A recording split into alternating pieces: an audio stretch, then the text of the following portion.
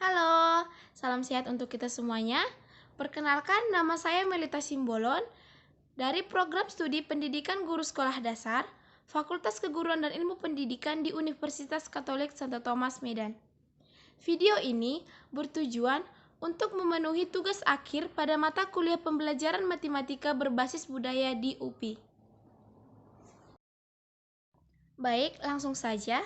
Materi yang akan saya bawakan yaitu tentang perkalian. Mungkin perkalian ini tidak asing lagi bagi kita. Sebelumnya, apa sih itu perkalian? Perkalian adalah salah satu operasi dasar matematika yang sering digunakan di sekolah maupun di kehidupan sehari-hari. Perkalian dapat diartikan sebagai penjumlahan berulang atau penjumlahan dari beberapa bilangan yang sama sebanyak pengalinya. Misalnya, pada perkalian 4 dikali 3, artinya angka 4 dijumlahkan sebanyak 3 kali, yaitu 4 ditambah 4 ditambah 4 sama dengan 12. Untuk operasi perkalian memiliki beberapa aturan, yaitu yang pertama, perkalian bilangan positif dengan bilangan positif akan menghasilkan bilangan positif pula.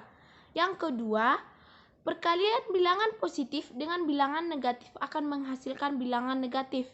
Yang ketiga, perkalian bilangan negatif dengan bilangan negatif akan menghasilkan bilangan positif. Sifat-sifat perkalian. Yang pertama, sifat komutatif atau pertukaran. Sifat komutatif adalah sifat operasi hitung terhadap dua bilangan yang memenuhi pertukaran letak antara bilangan sehingga menghasilkan hasil yang sama. Sifat komutatif juga disebut dengan hukum komutatif. Sifat ini dapat dirumuskan sebagai A dikali B sama dengan B dikali A sama dengan C, di mana A dan B adalah dua bilangan yang dioperasikan dan C adalah hasil operasi hitung. Operasi hitung yang memenuhi sifat komutatif menghasilkan hasil yang sama, walaupun letak bilangan yang dihitung saling bertukaran. Contohnya, 3 dikali 4 sama dengan 4 dikali 3 sama dengan 12. Karena 3 dikali 4 sama dengan 12 dan 4 dikali 3 sama dengan 12. Nah, sifat yang kedua yaitu sifat asosiatif atau pengelompokan. Sifat asosiatif adalah sifat pengelompokan, artinya pada proses perkalian, meskipun dikelompokkan dengan cara yang berbeda, hasilnya akan tetap sama. Nah, sifat asosiatif perkalian dirumuskan sebagai dalam kurung A dikali B dikali C sama dengan A dikali dalam kurung B dikali C. Contohnya, dalam kurung 4 dikali 3, tutup kurung dikali 2 sama dengan 3 dikali dalam kurung 4 dikali 2 sama dengan 24. Sifat yang ketiga yaitu sifat distributif atau penyebaran. Sifat distributif adalah sifat operasi hitung dengan dua operasi hitung berbeda. Salah satu operasi hitung berfungsi sebagai operasi penyebaran, dan operasi lainnya digunakan untuk menyebarkan bilangan yang dikelompokkan dalam tanda kurung. Sifat distributif sangat penting dalam menyederhanakan ekspresi aljabar. Sifat distributif juga disebut dengan hukum distributif. Sifat distributif perkalian terhadap penjumlahan dapat dirumuskan sebagai berikut, yaitu A dikali buka kurung B ditambah C tutup kurung sama dengan buka kurung A dikali B tutup kurung ditambah A dikali C tutup kurung sama dengan D. Sifat selanjutnya yaitu sifat nol. Sifat nol pada perkalian adalah bilangan apapun jika dikalikan dengan nol adalah nol.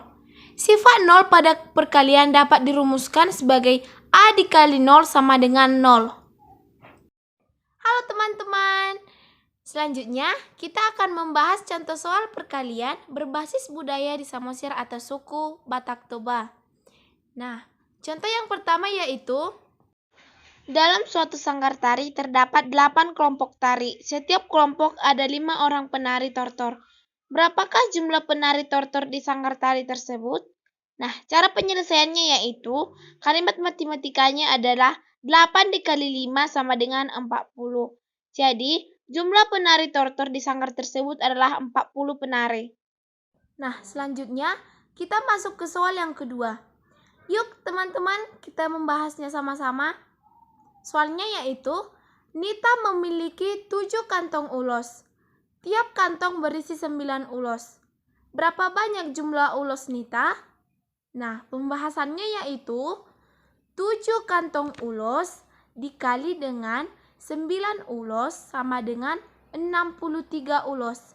Jadi, banyak jumlah ulos Nita yaitu 63 ulos. Demikian materi perkalian dari saya. Jika ada tutur kata atau pengucapan kalimat yang salah, tolong dimaafkan. Semoga bermanfaat. Terima kasih. See you guys.